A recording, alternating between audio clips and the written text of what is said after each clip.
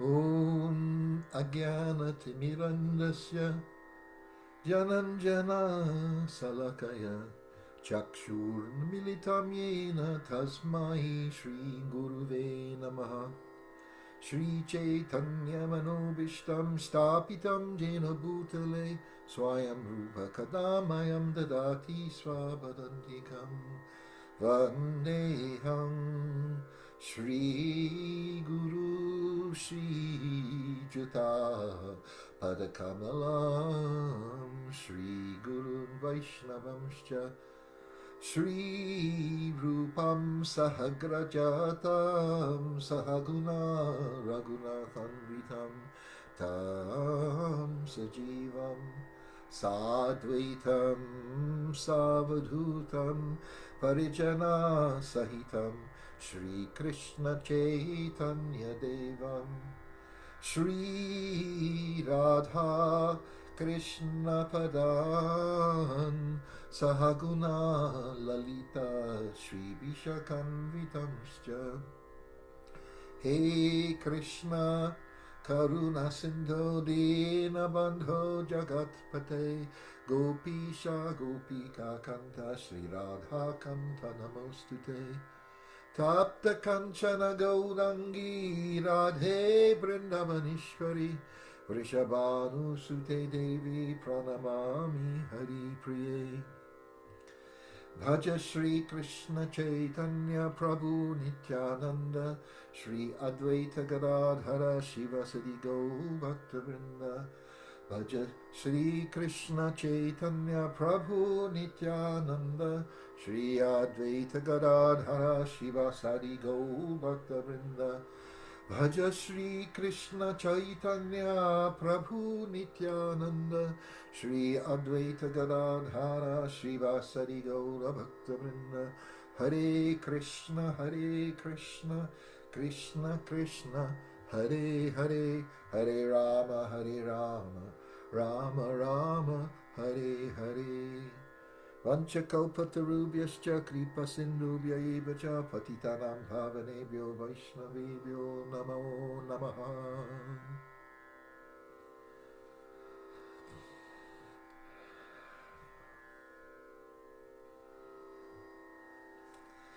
So, today is the very auspicious, the day of the auspicious appearance day of Sri Ramanuja Acharya, who appeared in 1017 in South India and had a huge influence on the culture and spirituality of India, primarily in the south, but actually the whole of India. And he was one of the first great stalwart philosophers who wrote a commentary on the Vedanta Sutras to counter the predominant commentary that had been established quite a long time before, at least 300 or 400 years before, by Adi Shankaracharya. So Ramanuja, he appeared in 1017, and his guru was Jamunacharya, and he had another guru. And there's a famous story about him being initiated by his first guru into the mantra Om Namo Narayanaya. And the guru said, "What if, don't give it out to everybody. You should never do this. This is a secret mantra. It's very, very powerful. Can liberate people." And Ramanuja immediately disobeyed his guru, went to a very high place in the town and elevated like a pillar, and announced to everybody to chant Om Namo Narayana, and was scolded by his guru afterwards. And Ramanuja said, "I don't mind if I even go to hell if everybody else is liberated." And anyway, I think his guru ended up embracing him. And so what we're going to do is tonight, and I'm going to have a great joy of sharing with you, is a version with this mantra in it. I'm going to start off with another bhajan, some prayers. It's not everyone's taste, but I like it. Shri Krishna Govinda Hari Murari He Natha Narayana Vasudeva. And then that's going to change raga and go into Om Namo Narayana and Hari Om. And please join in with me. I just got to change the key.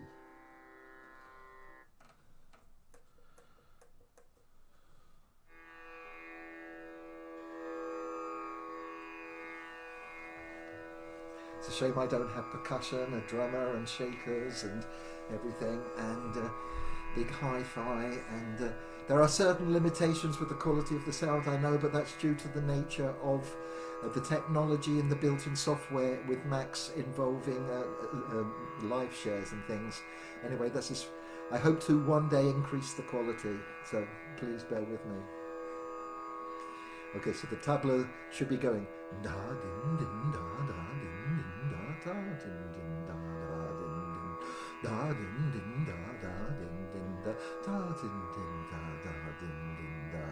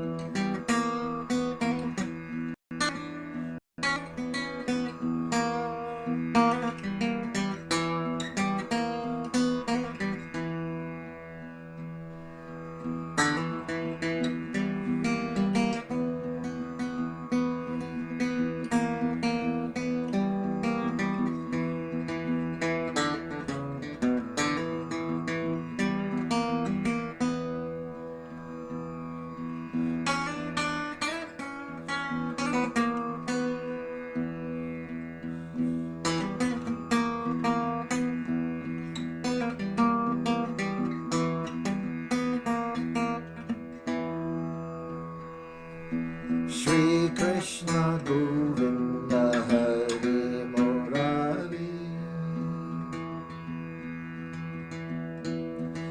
Shri Krishna Govinda Hare Murari, He Nata Narayana Vasudeva, He Nata Narayana Vasudeva, Shri Krishna Govinda Hare Murari, Shri Krishna Govinda Hare Murari, He Nata Narayana Vasudeva, He Nata Narayana Vasudeva, Shri Krishna Govinda Hare Murari, Shri Krishna Govinda Hare Murari, He Nata Narayana Vasudeva, He Nata Narayana Vasudeva.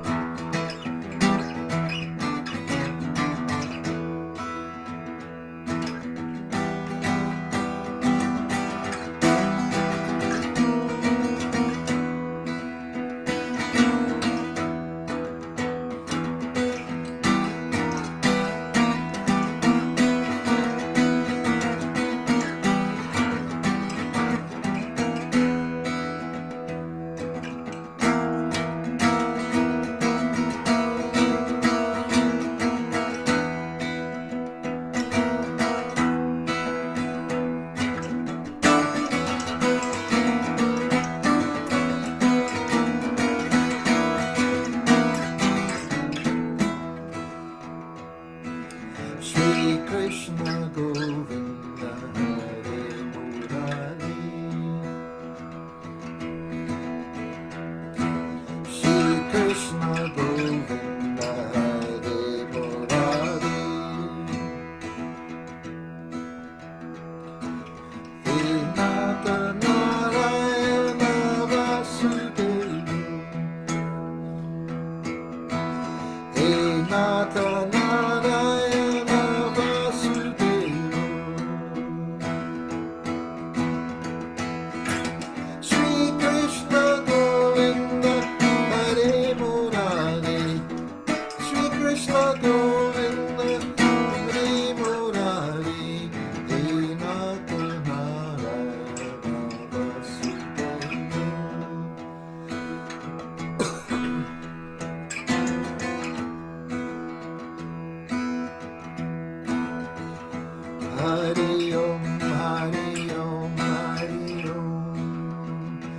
Hari Om, Hari Om, Hari Om, Hari Om, Hari Om, Hari Om, Hari Om,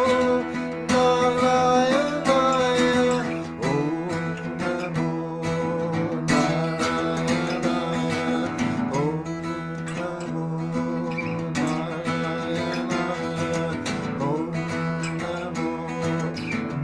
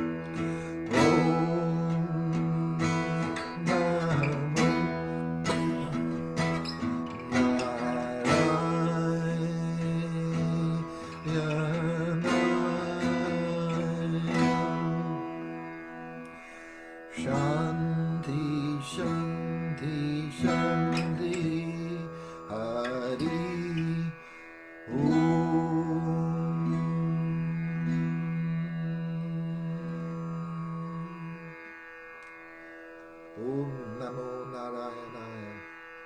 Ramanujacharya ki jai ho. Hari Om, Hari Om, Hari Om. Wow.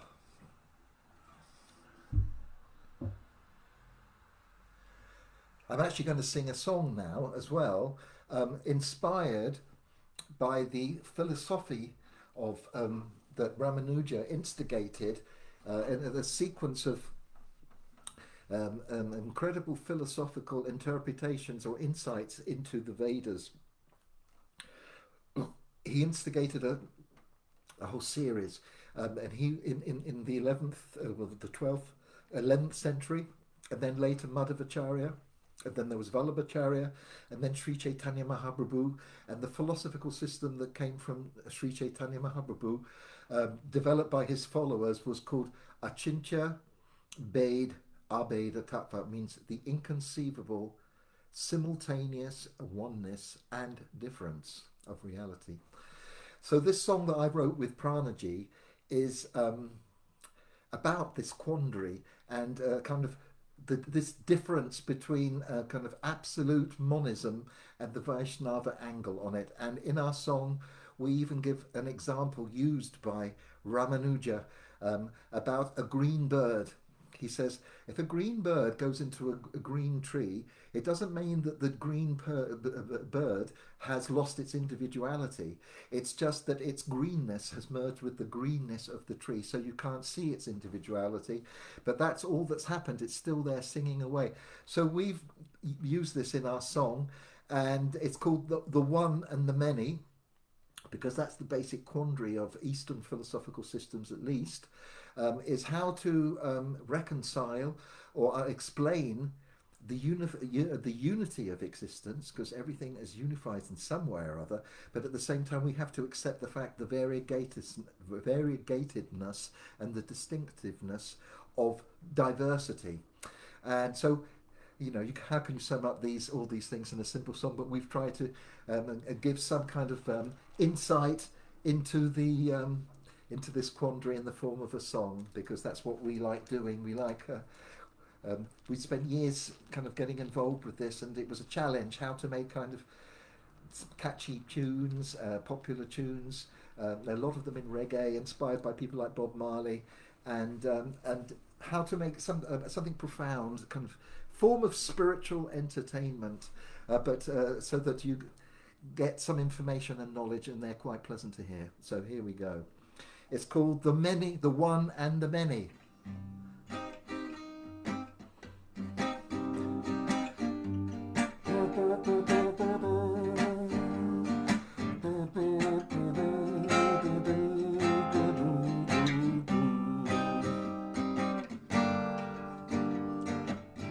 From the day that time began, we've been searching for the master plan to understand the world and what we are. So many stories have been told, endless ideas bought and sold, revelations, dreams and philosophies, tangled in a web of philosophical speculation, forced conclusions and hypotheses, struggle with an overload of information, offering no release. Who can't see the wood, not for the trees.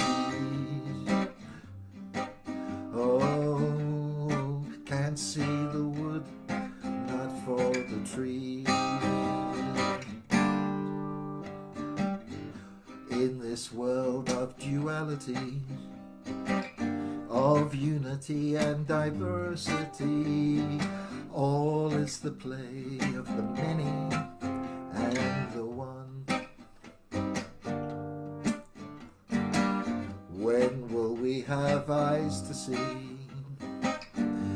the higher forms of reality, when our delusions and confusions are all gone?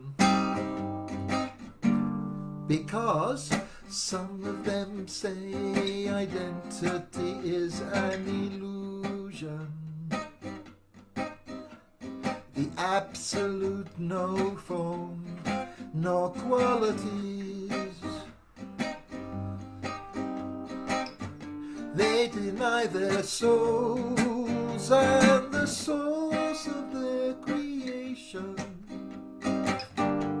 or claim they are same as the Almighty. Oh no, what a catastrophe. Oh, can't see the wood, not for the trees.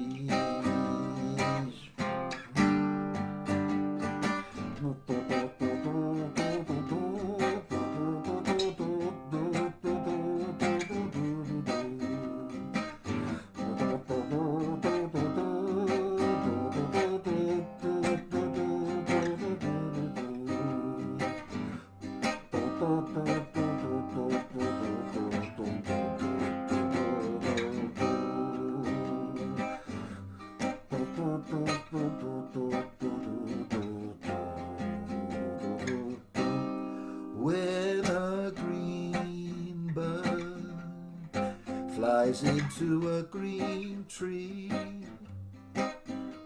She appears to lose herself in all the greenery, but she's still singing there quite happily. She hasn't lost her individuality, oh no. This is the story of the many and the one.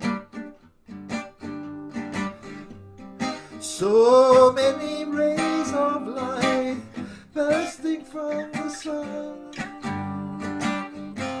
How inconceivably we are different and one at the same time. At the same time.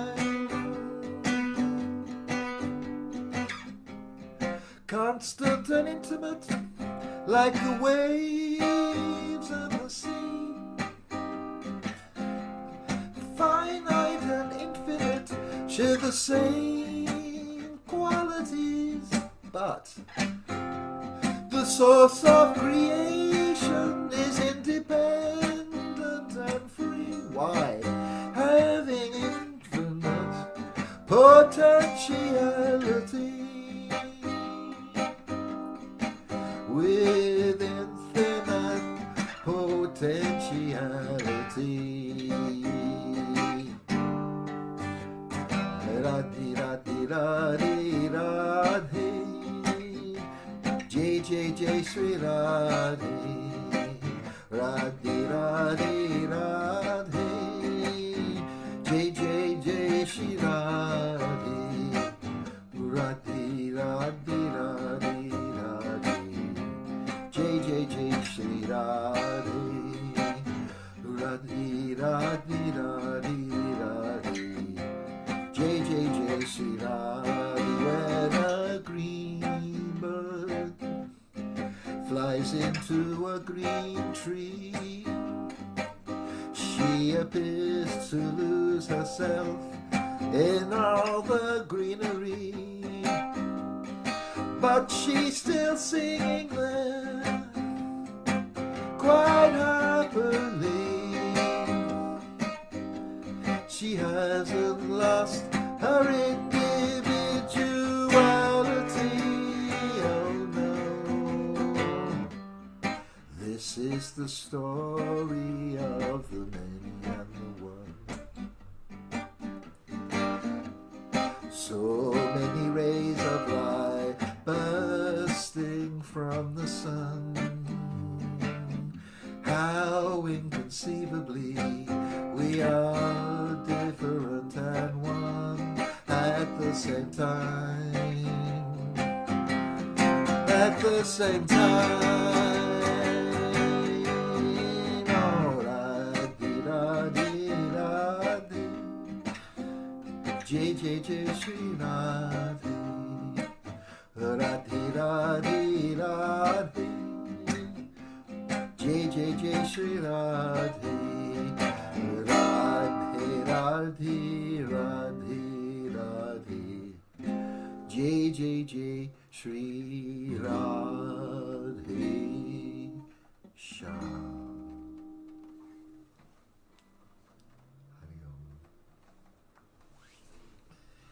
It was my way of giving homage to Sri Ramanujacharya, one of the most incredible people to come out of India in the modern era, you could say, post Krishna in the Kali Yuga. He came and transformed the cultural and philosophical and spiritual climate of the whole of India, which led onto all sorts of developments to the medieval Renaissance period when Sri Chaitanya Mahaprabhu appeared.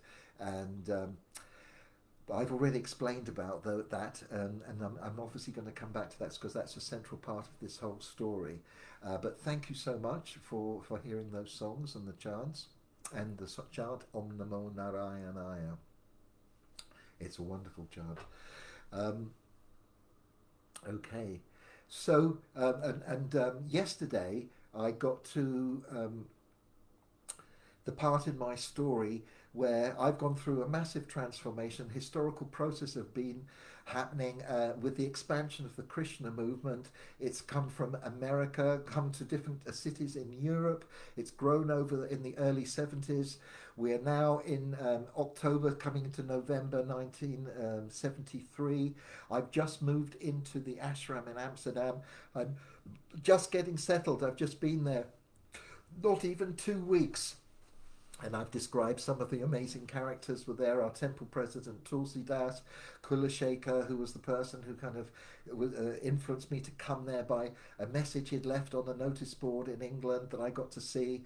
I've met my friend Vimukta Sangha and Hare Krishna Das. And funnily enough, guess who I should speak to today for about over an hour? Hare Krishna Das. We had a wonderful talk, and he refreshed me on some little bits of history that I wasn't aware of. Some of the prehistory that had come before I joined in Amsterdam in late 73. But this is one of the... I've been writing about this story and doing some research. I'm writing about different people who've studied the phenomena of spiritual groups, charismatic leaders. It's very interesting to look at it, especially in retrospect when one is quite a bit more mature. I was looking at all these things in my 50s when I was writing my manuscript. I've now turned into my 60s. And at that time, I wasn't even quite 17, and it was all very new to me. But I was getting plugged in and connected to this. I'd left my family in southwest London, and now I was connected to this new international society.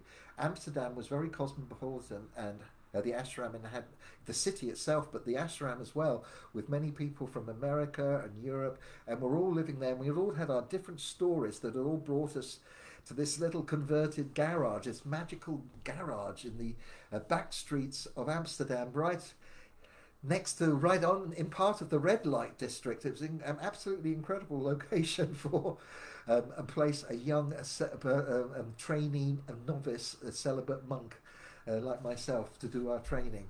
And the weather, you can imagine, it's not very brilliant. End of October, going on to November, and I was just getting into the temple routine.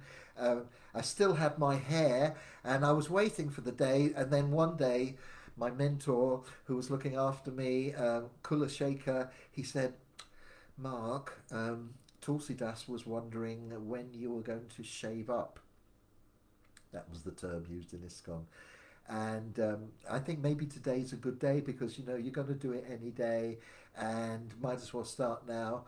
And I just surrendered. And then Kulashekhara, I had quite long hair, and so I wanted a big seeker, a bit like they have in South India, not quite as long. When you see all the movies about Ramanujacharya, you can see they have these massive seekers. They just shaved a little bit round here, and it's quite long. Mine wasn't quite as long as theirs or as lush, but it was. I wanted it, so he shaved me around there, and part of the deal was that he had these lovely cloths that had come from India via a devotee called Manibanda, who was going to come into this story shortly. He was good friends with Tulsi Das, and he was going to bring some nice, interesting innovations and all sorts of beautiful gifts from India for all the devotees, colourful scarves and saris for the women. He was a very colourful character. And so Kulashekhara had one of these lovely yellow cloths with the names and mantras on it, and the photograph that I've selected to put on my new page, Between Worlds, is me in Germany a few months later with that shawl on, in between Prabhupada and Professor Durkheim. And it was the deal that if I shave my head, I want to have a scarf so I can cover it. I was not quite used to being exposed, especially in public. Maybe in the ashram that was fine, but now, as soon as I got shaved up, maybe that day, it could have possibly been, one of the lovely devotees at that time who was there from England was called Tirtha Sadaka, and he'd been in Amsterdam for quite a while, and a very wonderful devotee who got later married to Nikunja Vasini, and then later passed away. Bless his soul. Very loved by everybody, and he would lead most of the kirtans at that time, and especially for us young people, into Amsterdam. So you can imagine and I had it described, I'd got this weird double-breasted big coat, dog tooth tweed that I got from a jumble sale. I had these red boots, and now I was going to have an orange dhoti and some kurta and a harinam scarf. I must have looked really weird. And back in my story, when I said when I first actually saw Krishna devotees chanting in Portobello Road, most probably in 1971 or something, when I hadn't even started my interest in spiritual things, it was very shocking for me. And the last thing I ever thought was I would be one of them, and not just one of them, but somebody going on the street and flaunting their kind of, hi, I'm a Krishna devotee, look at, that's how it appeared from the outside. It's like it's quite a bold statement, Amsterdam was over flooded with exotic characters who had come back from India on their way to the east or to the Middle East or to Istanbul, and there was hundreds of them. The winter it thins down, and then in the summer it gets more and more and more, because there's big parks and all these things. And anyway, so the whole city it was flooded with colourful exotic hippies. And it had now become kind of almost officially the hippie capital of the world, much more centralised than, say, London. And so there we went out, and just as one has the japa mala, which is, this is a mala, it's not quite a japa mala, but you have these rosaries made from the tulsi wood or other wood before you get initiated, and there's 108 beads with the Guru Mount Meru bead. Then you go round, and they're big and they go small, and you chant with you finger the beads, and you repeat the mantra. In our lineage we do Hare Krishna, Krishna Krishna, Hare Hare, Hare Rama, Rama Rama, Hare Hare. And you do a round, and then you do a round. There's 108 of them, and the kind of vow that you make to be a devotee in the Krishna movement was to do 16 of these every day. And in the kirtan, the leader, especially on the streets, and this is a tradition that goes back to Bengal here. This drum is called a shrikol, part of the mridanga family, and the body is actually made of clay. It's not wood. And it has a very interesting tone. This one's a little bit high. It's my friend Madhan's. I borrowed it for a while. So Tirtha was playing the mridanga, and we had the cymbals. North India, they're normally smaller, and they're called manjira, and in Bengal they're called kartals, and they're a little bit bigger, and they can vary from medium size up to these big, massive ones. And I haven't been to India yet, but I'd seen some photographs of these big things. Their nickname is wampas, but we didn't have those. We just had these medium-sized kartals with bits of string, and then there's a way of ribbons through them, and there's a way of tying them on your fingers. And the general beat is quite simple, because most of the simple beats to join in with are the 4 beats, and so the kartals go 1 2 3 4 1 2 3 12 1 2 3. So this you hold the kartal so that you go dead, and then there's one on the edge. It goes. So this was, I'm a musician, and as soon as I had these, I kind of got really into how you tie them on your fingers, how you do these things. There's a special way of tying it on your finger and doing this. And I have to say, until this day, there are many devotees who've been devotees for 20, 30 years, and they still don't know how to tie these things properly. And there's an art to it. If you see, especially some of the new younger generation, they've learned properly how to play kartals, and it's very impressive. And many of the kirtan groups in Bengal, if you just see the kartal players, what they do is mind-boggling. But we're just doing a very simple. So that's what I was doing. I was part of this small group led by Tirtha Sadhaka, and we would normally be in 2 lines, and maybe there was only 8 of us, 4 and 4, and we'd go out to the gate of the temple, and of course everybody in our district knew after we were at the temple. We went out, we did this short little route over this bridge down to the Dam square, and then we'd go onto the main street leading down to the central station, and we'd probably go all the way up there, come back down again, do a little bit in the square, and go back. And it was cold. I didn't have any long johns at quite at that time, I don't think. And so you can imagine we had just these thin dhotis. And it does look a bit absurd, I have to imagine. And specifically me, with somebody who most probably couldn't tie the dhoti properly, some red boots. And I was just talking to Paravida recently, and he could remember how kind of peculiar I looked. It wasn't specifically that attractive. And the whole idea with doing all this is like, well, the idea is that the name of God is non-different than God. And when Sri Chaitanya Mahaprabhu appeared 500 years before in Bengal, he started what's called the Sankirtan movement. Sang means to bring together, congregational chanting of the holy name. There was this other word I'd heard, satsanga, true association with the word sangha. This was Sankirtan. And the whole movement kind of started with this, it's called Nagar Kirtan. It means to go out in the public. And they have a very like graceful form of dancing in Bengal. Prabhupada taught us we used to call it the Swami step. It was a very simple swaying backwards and forwards. That was the standard kind of way of, especially in Naga Sankirtan. There's a lovely film made in the 50s, if you ever want to see it, called Nadia Nimai, and Nilachala Mahaprabhu on the life of Chaitanya, made in the 50s, but they perform this very, very traditional kirtan with the drums. These drums, they're popular all in the eastern part, various variations on them, from Orissa, Bengal, Manipur, Assam. Manipur have a slightly different version and it's much higher pitched, but they're very popular, and you can wear them with the straps, so they're ideal for dancing and doing kirtan with. And so we were doing these. The idea is to purify the atmosphere, purify ourselves, and that it's fulfilling a prophecy that Sri Chaitanya Mahaprabhu made about the fact that his name and kirtan would be heard, or the name of Krishna would be heard all over the world. And this was a very big thing for Prabhupada, that he was kind of being a servant of the lineage to fulfill this prophecy, and we were all joining in. This was the incredible thing, was Prabhupada set a precedent, and we suddenly joined in with this tradition, and we all just became part of this story. And in those days, and big cities around the world, Hare Krishna became kind of a thing that people almost expected to see, a spectacle in cities, part of the kind of the attraction of cities. In London, it was the devotees used to go down Oxford Street, and in different cities in the world.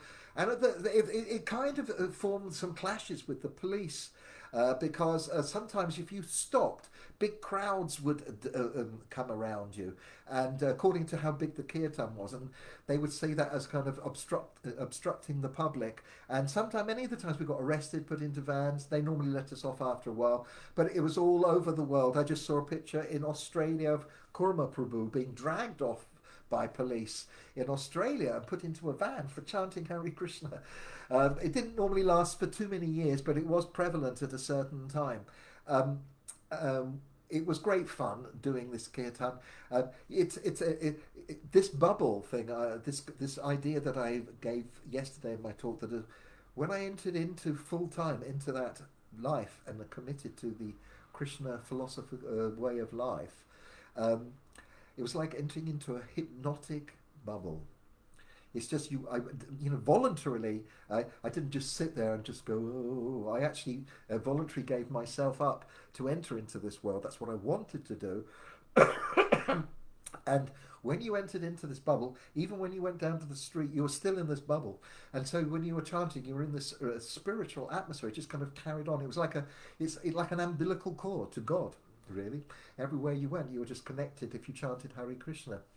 So that was a taste of my first experience, just going with the party. There was maybe 2 or 3 of us, and with the drum and call and response, and we used to do it nearly every day, and not always, but that was a great part of our day. And also, what was lovely at this time, when I joined in October, November, in that period, is there are many festivals and feasts, and I'd only had Regular prasadam food and meals at the temple was quite simple, simple breakfast. We used to have kind of semolina and fruit and some little chickpeas. And then lunch we would have dal and chapatis and rice. And then on Sundays we would have these feasts. Prabhupada wanted to have feasts. And also it's a time when we used to advertise to the public, please come to our Sunday feast. We would have one for ourselves earlier. The guests would come in the afternoon, and we would have a program of talks and chants and distributing prasadam. And I love this. This is one of the main reasons I joined the Krishna Society, because I thought this free distribution of food, especially spiritual food, and such gorgeous spiritual vegetarian food, was most probably the coolest thing that you could possibly do. What can be more cool than doing something like that? And we did it, and we had a very good reputation for it. In all the hippie guidebooks, it all says everywhere, when you're there, if you want a meal, go down to the Krishna Center. It also told them if you want a pair of shoes, go to the Krishna temple, because people just leave their shoes. That wasn't very good. Fortunately, that didn't happen too many times, but it did happen a couple of times. But it was very embarrassing. People came out from the program and their shoes had just gone. But they were all coming for these free food feasts, and there was a few other spiritual groups and people in Amsterdam. One of the other prominent groups were followers of this guru called Yogi Bhajan, who had a kind of Sikh tradition, and for somehow or other he had come up with a Kundalini yoga and attached it with the Sikh religion. That's a long story, and there's lots of things come out recently about him. But at that time, and they were making tea, and they were making these kind of like shoes that were a bit like Birkenstocks. I think they were called Shakti shoes. But they were very friendly, and they used to wear white. The men all had beards like Sikhs, and they all wore turbans, white turbans, and they practiced this Kundalini yoga, and they had a centre in Amsterdam, and they were vegetarians. But they cooked with onions, and we didn't. We were so strict and staunch, weren't we? And they didn't really have this whole prasadam culture that we do. Sikhs do have prasadam, but even if you go to the Golden Temple, the actual prasad that they give is just semolina halva, which is lovely. But you can also go and get the free meals at the Sikh temple, which is wonderful. Prabhupada was very impressed with the Sikh temples because they do a similar thing to ISKCON. That's part of their thing. They distribute free food, and so the Kundalini people came. I remember a whole group of them came along to I think it was the feast for Govardhan, which is quite near my birthday was coming up on November the 3rd. It was around that time. And they came, lots of them, and they all loved the feast. And it was such a beautiful atmosphere, going around with buckets to all the people, the guests sitting around. And I just felt, I'm so glad that I was there in Amsterdam. And I'd suddenly got a realization one day. I think I was preparing for a feast, and we used to make these sweets called Simply Wonderfuls. Prabhupada had given this name, and most people give a macrobiotic a heart attack. It was milk powder with butter and icing sugar and maybe raisins, and they're absolutely divine. You used to just kind of mold them together into these little balls and offer them, obviously, and distribute them. And while I was making some of these, somebody just kind of one day kind of came into the temple, because I was mostly sitting in the foyer outside because it was very busy in the kitchen, sitting there rolling these, and we were preparing the feast. And the door opened, and it was it was a bleak winter's day outside. Rain and grey and cold, and it was all bright and orange. And I could see the kind of expression on the face of this guest coming in, and coming out and coming in and seeing the energy that we had in the temple. And I suddenly looked at myself rolling the sweet ball and the world outside, and I suddenly thought, I am totally satisfied and content just sitting here rolling this sweet ball for God. I'm not thinking about the past or the future. I'm just absorbed in a devotional activity, and however simple it was totally satisfying. It was a kind of group. I've only been there a few weeks, and already everything was just beginning to come natural. And that's what happened. We are creatures of habit. That's what we are, human beings. And I'd kind of gone from I had this advantage, you could say, that because I got involved with this so young, and of course I've been smoking and taking LSD, but I hadn't really doing much more. I hadn't really kind of got integrated into the wide world yet. I'd just gone from being a kind of suburban hippie with, schoolboy hippie living with my parents, to suddenly into this world. So I hadn't really kind of given up that much, just a few of my little habits. I'd just given up a whole kind. I hadn't allowed myself to become too attached to kind of girlfriends and my own place, and a huge bunch of screwed up freedom that lot of happened to lots of my friends who got involved in all sorts of things. I was going off.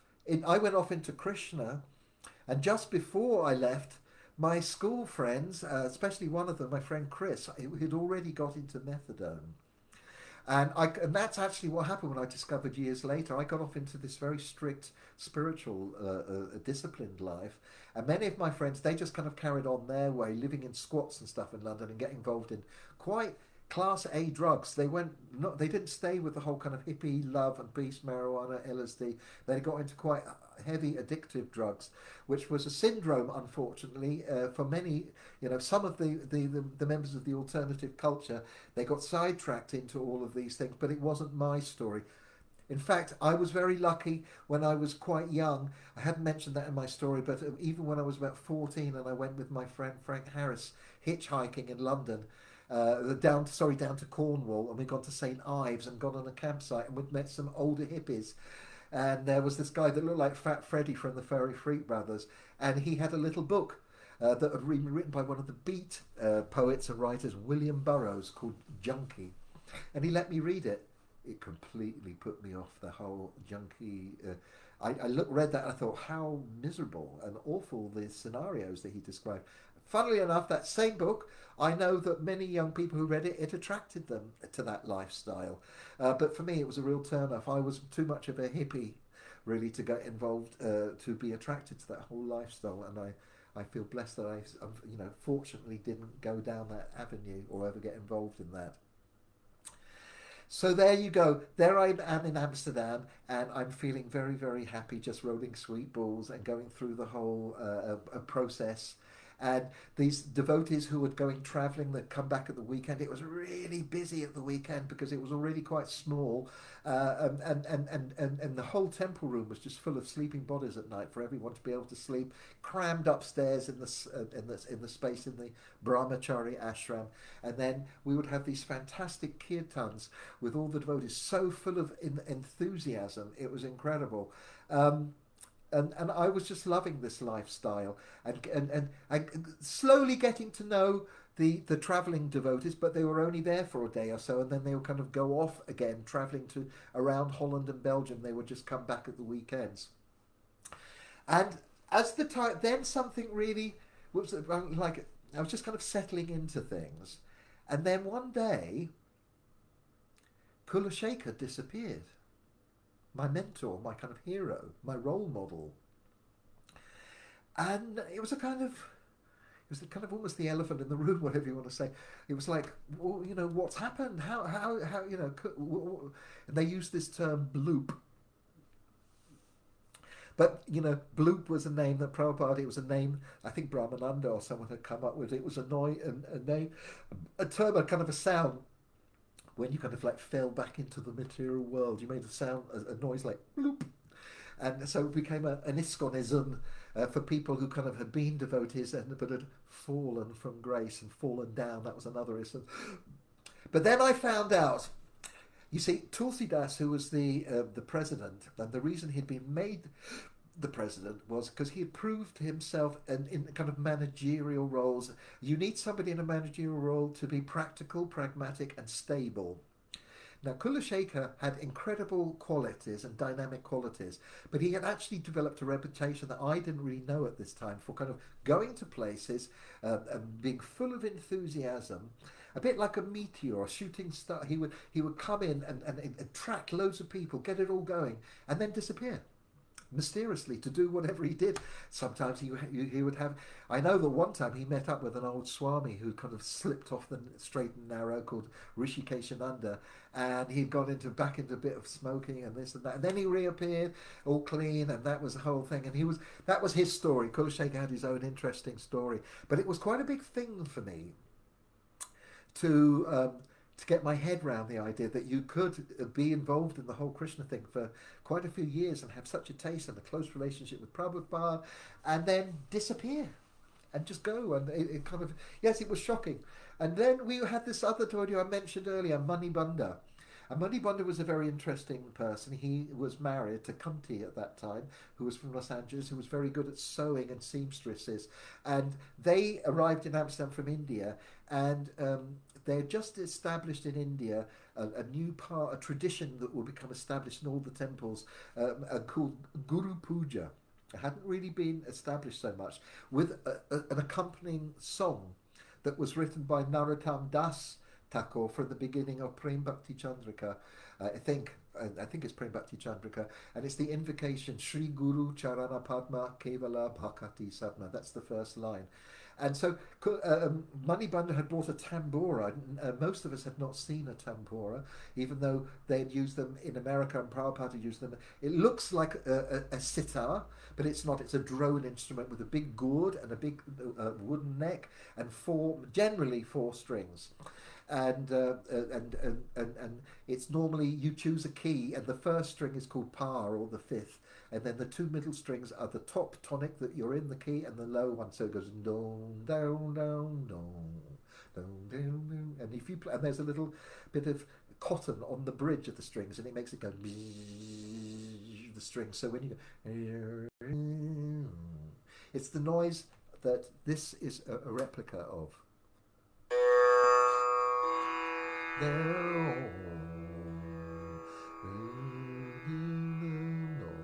you go.